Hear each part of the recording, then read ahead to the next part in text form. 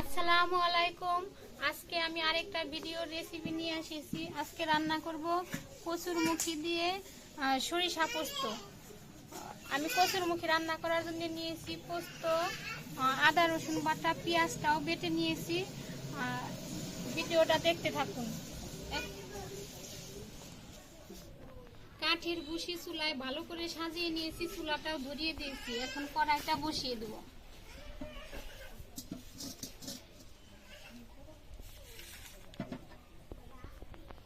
এখন কড়াইতে দিয়ে দিব পানি।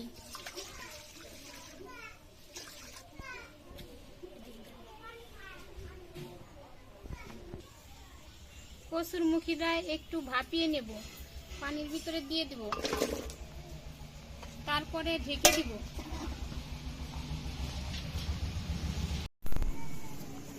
কচুরমুখীটা ভাপানো হয়ে গেছে, এখন নামিয়ে নেব।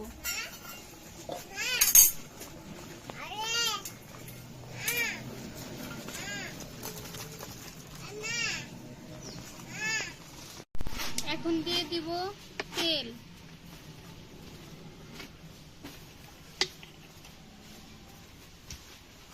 তারপরে দিয়ে দিব বেটে রাখা পেঁয়াজ। পেঁয়াজটা একটু ভালো করে নেড়ে নেব।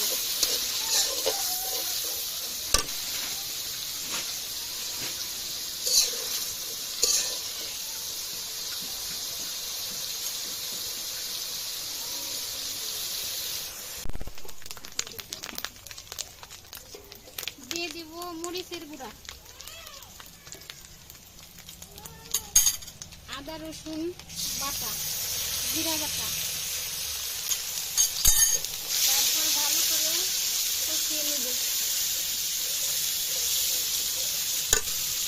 তারপরে দিয়ে দিব শুকনা মরিচ, গরম মশলা, দিয়ে দিব পরিমাণ মতো লবণ,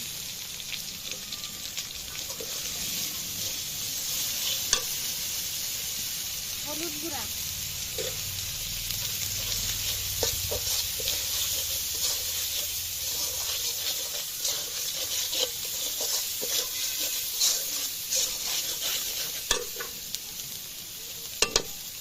তারপর দিয়ে দিব পানি। একটু পানি দিয়ে মশলাটা ভালো করে কষিয়ে নেব।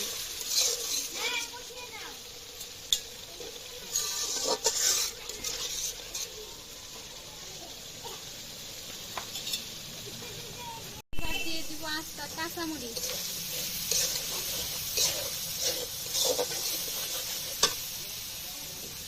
দিয়ে দিব ভাপানো আলু আর কচুরমুখী। আমাদের এখানে এটাকে কচুরমুখী বলে, অনেক অনেক জায়গায় কি বলে তা জানি না।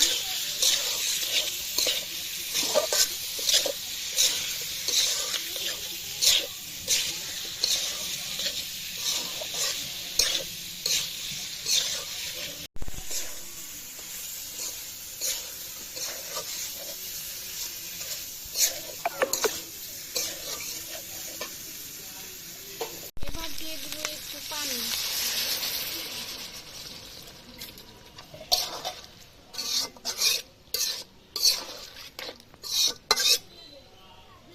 ঢাকনা দিয়ে ঢেকে দিব।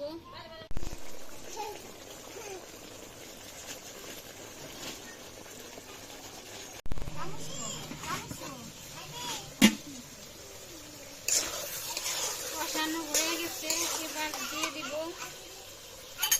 বেটে রাখা পোস্ত আর সরিষা।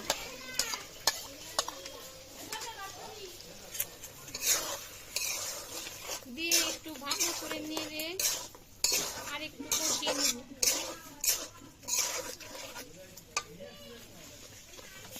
তারপরে দিয়ে দিব পানি।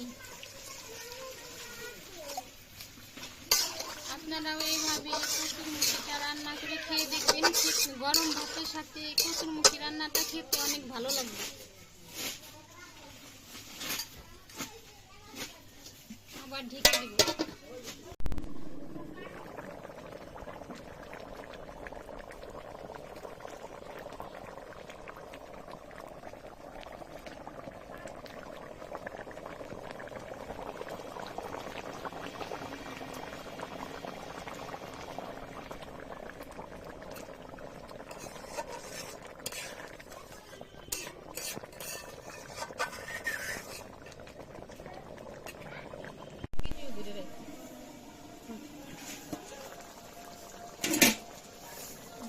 ভালো মতো ফুটে গেছে, রান্নাটাও প্রায় হয়ে এসেছে।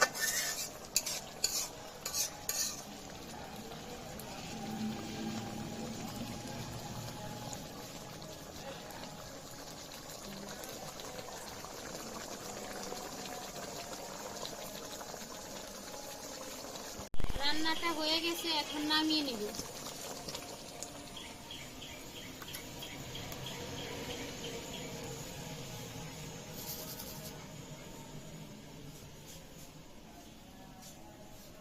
এই দেখেন রান্নাটা হয়ে গেছে। আজকের এই সরিষা পোস্ত দিয়ে কচুরমুখী রান্নাটা যদি আপনাদের ভালো লেগে থাকে তাহলে সবাই আমাকে লাইক কমেন্ট করবেন, ফলো করবেন। আবার পরে আরেকটি ভিডিও নিয়ে আপনাদের সামনে আসবো।